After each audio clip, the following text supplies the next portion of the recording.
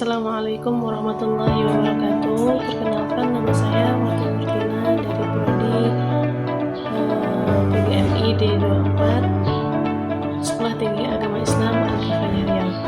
Dalam video ini saya akan memenuhi tugas mandiri dari mata kuliah Nasionalisme dan Kebangsaan yang diampu oleh dosen Bapak Jufri Hardianto SHMH.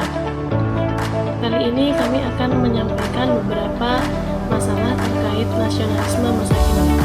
Yang pertama yakni menurunnya rasa cinta produk terhadap produk lokal.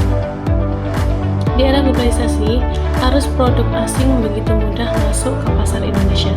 Hal ini membuat banyak masyarakat, terutama kalangan muda, lebih bangga menggunakan produk luar negeri daripada produk lokal.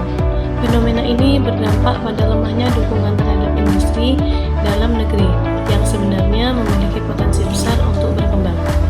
Rasa nasionalisme dalam bentuk dukungan terhadap ekonomi nasional pun kian terkikis. Contoh sederhana yang dapat kita ambil yakni ketika seorang mahasiswa lebih memilih membeli pakaian dari merek internasional atau luar negeri karena dianggap lebih berkelas dan menolak ketika ditawari produk lokal, padahal kualitasnya sebanding.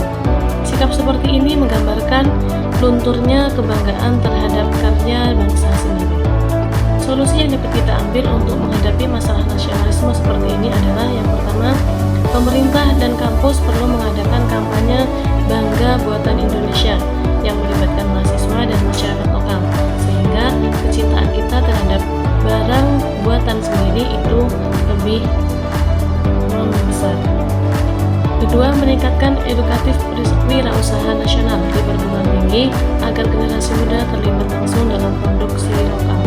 Yang ketiga, influencer dan media sosial dapat berperan aktif dalam mempromosikan produk lokal sebagai bagian dari gaya hidup nasionalis.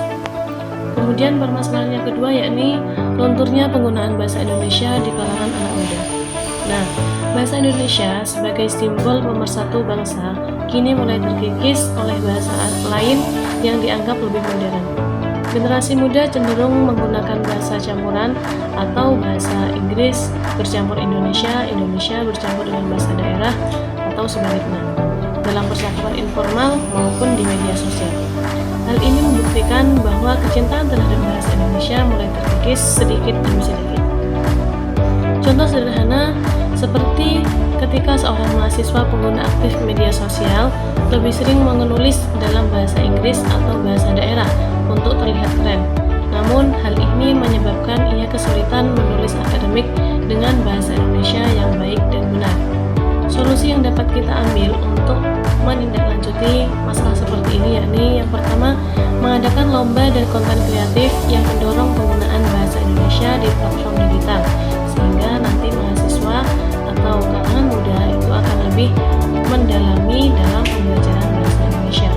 Yang kedua, perguruan tinggi bisa memasukkan mata kuliah komunikatif elektif berbahasa Indonesia dalam kurikulumnya. Kemudian yang terakhir, pemerintah memperkuat peran badan bahasa dalam mempopulerkan bahasa Indonesia di dunia internasional agar masyarakat ikut bangga menggunakan bahasa Indonesia.